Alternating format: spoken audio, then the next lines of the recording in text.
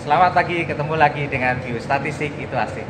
Siang ini saya ngobrol dengan Ibu Dr. Ayun Sriatmi. Selamat pagi, Ibu. Selamat pagi, Mas Iya, Arif. Bu Ayun Sriatmi ini adalah salah satu pengajar di Fakultas Kesehatan Masyarakat UNDIP dan beliau adalah kepala bagian ya, Ibu, ya? Ketua bagian administrasi dan kebijakan kesehatan.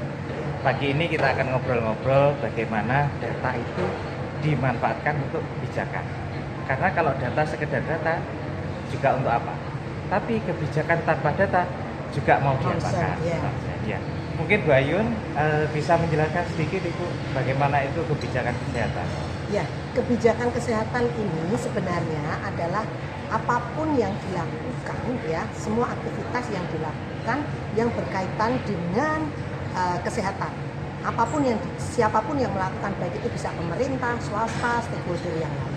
Jadi baik swasta, pemerintah itu harus terlibat di dalam satu mekanisme kebijakan kesehatan. Kemudian pemanfaatannya bagaimana? Atau kebijakan kesehatan ini manfaatnya untuk apa sih? Untuk pembangunan kesehatan. Ya. Jadi gini, kalau kita bicara tentang kebijakan kesehatan, maka kita mesti tahu apa sih sebenarnya tujuan dari kebijakan kesehatan. Oke, tujuan kebijakan kesehatan. Tujuan dari kebijakan kesehatan itu adalah sama dengan tujuan pemerintah di bidang kesehatan, yaitu mendukung untuk tercapainya status atau derajat kesehatan masyarakat yang optimal. Ya, mencapai derajat kesehatan yang optimal. Melalui berbagai program atau kegiatan-kegiatan yang dipilih sebagai prioritas. Utamanya kan ada prioritas. Melalui program-program ya. Iya. Nah, program-program inilah yang kemudian membutuhkan data atau informasi. Iya. Karena tidak mungkin program prioritas akan bisa ditentukan menjadi prioritas kalau tidak ada data. Kalau tidak ada data. Oke, jadi ini saling mendukung, saling terkait satu sama lain antara data dengan bagaimana program itu berjalan. Nah, bagaimana program itu berjalan itu yang kemudian kita sebut sebagai kebijakan kesehatan. Iya, implementasi dari satu kebijakan. Bu Ayun ini juga mendalami penelitian-penelitian di bidang kesehatan ibu dan anak. Ya. Mungkin bisa menjelaskan sedikit bagaimana kebijakan kesehatan ibu dan anak saat ini.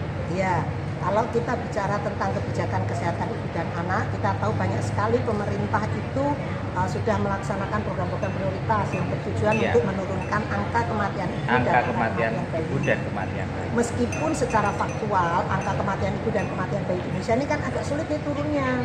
Sebenarnya di dalam konteks kebijakan ini kita harus melihat sebenarnya permasalahannya ada di mana. Apakah mungkin data itu tadi juga berimplikasi terhadap sulitnya penurunan angka kematian ibu dan angka kematian bayi? Karena apa? Suatu kebijakan tidak akan bisa terlaksana tadi selain tanpa data, juga kebijakan ini sebenarnya dia hanya menjadi, kalau boleh saya sebut itu boundaries, batas-batas yang membatasi setiap aktivitas. Oke, ya, jadi batasan-batasannya, atau kalau bisa kita sebut itu sebenarnya ruangan. Ada batasan. Jadi aktivitas-aktivitas untuk mencapai tujuan itu ada batasannya, boundariesnya, dan itulah kebijakan di situ dia supaya tidak menyimpang begitu, Pak Fahri. Iya, kalau kita bicara tentang kebijakan, analoginya mungkin jalur kalau di jalan tol itu ada jalur, ada relnya, atau kalau di kereta api itu ada relnya. Nah, rel itulah yang namanya kebijakan kesehatan. Jadi tanpa rel ya bisa jalan tapi kemana-mana, atau jalurnya tidak tepat, atau tujuannya tidak tercapai. Dan yang penting juga sumber dayanya jadi boros karena nggak jelas mau kemana. Misalnya mau ke Surabaya tapi mampir dulu ke Cirebon. Nah, jadi muter ya sampai juga tapi lama. Oke, jadi kebijakan kesehatan itu adalah yang mengarahkan bagaimana suatu program kesehatan itu bisa berjalan dengan baik dan tercapai tujuan. Iya. Oke. Bapak Ibu sekalian, para pendengar, sekarang ini kita sedang berada di Lombok, tepatnya di Mandalika. Ya, di Mandalika ini sedang ada pertemuan apa itu? Semiloka ya. Kemenkes terkait transformasi pelayanan kesehatan. Ya, transformasi pelayanan kesehatan. Ini luar biasa sekali pertemuannya. Pagi ini senang sekali bisa bincang-bincang dengan Bu Ayun bagaimana data itu mendukung kebijakan kesehatan.